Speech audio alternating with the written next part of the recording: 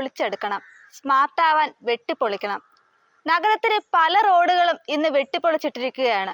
Smart city പദ്ധതിയുടെ ഭാഗമായി പല റോഡുകളും പായസക്കളം പോലെ കിളച്ചിട്ടിരിക്കുകയാണ്. നഗരത്തിലെ ജനങ്ങളുടെ അവസ്ഥ വളരെ ശോചനീയമാണ്. നഗരത്തിലെ 2 വരി 4 വരി പാതകൾ ഇളക്കി മറിച്ചിട്ടിരിക്കുകയാണ്. ഒരു വശം നന്നാക്കിയ ശേഷം മറുവശം കിളച്ചു മറിക്കണമെന്ന നാട്ടുനടപ്പോ സാമാന്യ മര്യാദയോ പാലിക്കാതെയാണ് ഈ തയ്യാറെടുപ്പുകൾ. ജനറൽ ആശുപത്രിയിൽ നിന്ന് വഞ്ചിയൂർ വഴി കിഴക്കേക്കോട്ട തമ്പാനൂരിലേക്കുള്ള ലിങ്ക് റോഡ് അക്കരെ ഇക്കരെ എത്തിച്ച പോലെയാണ് ഇപ്പോൾ പൊളിച്ചിട്ടിരിക്കുന്നത്.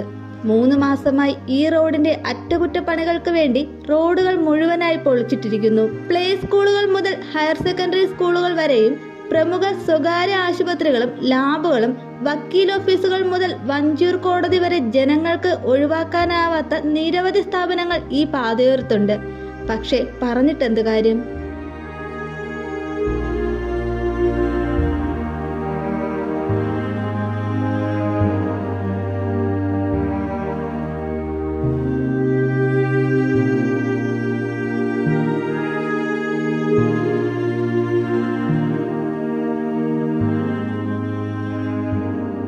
വഴിയാത്രക്കാരുടെയും കച്ചവടക്കാരുടെയും ബുദ്ധിമുട്ടുകൾ വകവയ്ക്കാതെയാണ് സർക്കാർ ഇത്തരമൊരു പദ്ധതിക്ക് തുടക്കമിട്ടിരിക്കുന്നത്.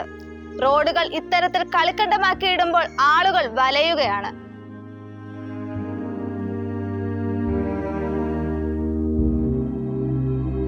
യാത്ര ബുദ്ധിമുട്ടാണ്. 3 മാസമായിട്ട് ആർക്കും അങ്ങോട്ടും ഇങ്ങോട്ടൊന്നും പോകാൻ പറ്റാത്ത ഒരു സാഹചര്യമാണ് ഇപ്പം നിലവിലുള്ളത്. എളുപ്പം പണി തീരുമെന്ന് വിശ്വസിക്കുന്നു. എനിക്ക് തോന്നുന്നു മഴയ്ക്ക് മുമ്പ് ചെയ്തു തീർക്കാനാണ് തോന്നുന്നു. സ്മാർട്ട് സിറ്റിയുടെ ഭാഗമായിട്ടാണ് തോന്നുന്നു നടക്കുന്നത്. സ്കൂള് അപ്പോൾ സെൻറ്റ് ജോസഫ് സ്കൂളുണ്ട്, ഹോളി ഏഞ്ചൽ സ്കൂളുണ്ട്. ഈ 2 സ്കൂളിലേക്ക് പിന്നെ വരാൻ പോകാനും ബുദ്ധിമുട്ടാണ്. ഈ സമയത്ത് അഡ്മിഷൻ പ്രോസസ്സ് നടക്കുന്ന സമയമാണ്. രക്ഷിതാക്കൾ വല്ലാതെ വലയുന്നുണ്ട്. പിന്നെ ഈ വെക്കേഷൻ ആയതുകൊണ്ട് അത്ര വലിയ പ്രോബ്ലം ഇല്ല. ജൂണിന് മുമ്പ് തീർത്താൽ കൊള്ളാം.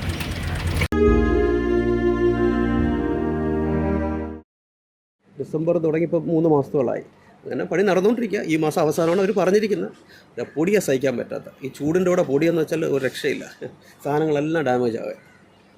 ഒരുപാട് കാലമായില്ലേ ചേട്ടാ തുടങ്ങി? 3 മാസത്തോളം ഇതാ റോഡിൻ്റെ അവസ്ഥ. ഇതാ പണി നടക്കുന്നുണ്ട്, പക്ഷേ വേഗത കുറവാണ്. കച്ചവടത്തിന് ആൾക്കാർ ബാധിച്ചു. 80% കച്ചവടം പോയി. വെറുതെ വരുന്നു, വൈകുന്നേരം ആകുമ്പോൾ പൂട്ടിക്കൊണ്ട് പോവുക. അതിനൊരു വാടക കൊടുക്കണം. ആ ഒരു രീതിക്ക് വേണ്ടി അങ്ങ് നടത്തിക്കൊണ്ട് പോകുന്നു. അത്രയേ ഉള്ളൂ.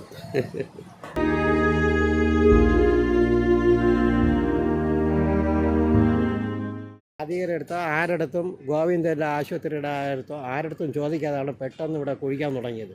ഉടനെ ഞങ്ങളെല്ലാം കൂടെ ഇവിടുത്തെ കുട്ടികളും അധ്യാപകരും കന്യാസ്ത്രീകളും എല്ലാം കൂടെ ഇറങ്ങി എന്നെ സ്റ്റേ ചെയ്തു. എന്നുവെച്ചാൽ ബസ് വെച്ചാൽ മാർച്ച് മാസം ഫൈനൽ പരീക്ഷയാണ്. അതിന് പോകാൻ ഒരു നിവൃത്തിയില്ലാതായിരുന്നു. അങ്ങനെ എല്ലാം കൂടെ ഇവിടെ നിർത്തി സ്കൂളിലേക്ക് 2 സൈഡിലും മണ്ണ് വെട്ടി തോണ്ടി അപ്പുറത്തും ഇപ്പുറത്തും ഇട്ടിരുന്നു. അതിനുശേഷം അവർ വന്ന് നമുക്ക് ഇങ്ങനെ ഒരു വഴി ഉണ്ടാക്കി തന്നു. പിള്ളേർക്ക് മാത്രം പോകാൻ വേണ്ടി മാത്രം. സ്കൂൾ ബസ്സിനെ ഞങ്ങളെല്ലാം അപ്പുറത്ത് സ്കൂളുള്ളതുകൊണ്ട് ബസ്സെല്ലാം കൂടെ അപ്പുറത്താക്കി. വലിയ ബുദ്ധിമുട്ടായിരുന്നു ഇത്രയും കാലം. ഇന്ന് വരെ ഒരു ബസ് ഇതിൻ്റെ അകത്ത് കയറാനോ പിടിക്കാനോ ഒന്നുമില്ല. യാത്രാ സൗകര്യം വളരെയധികം മോശം.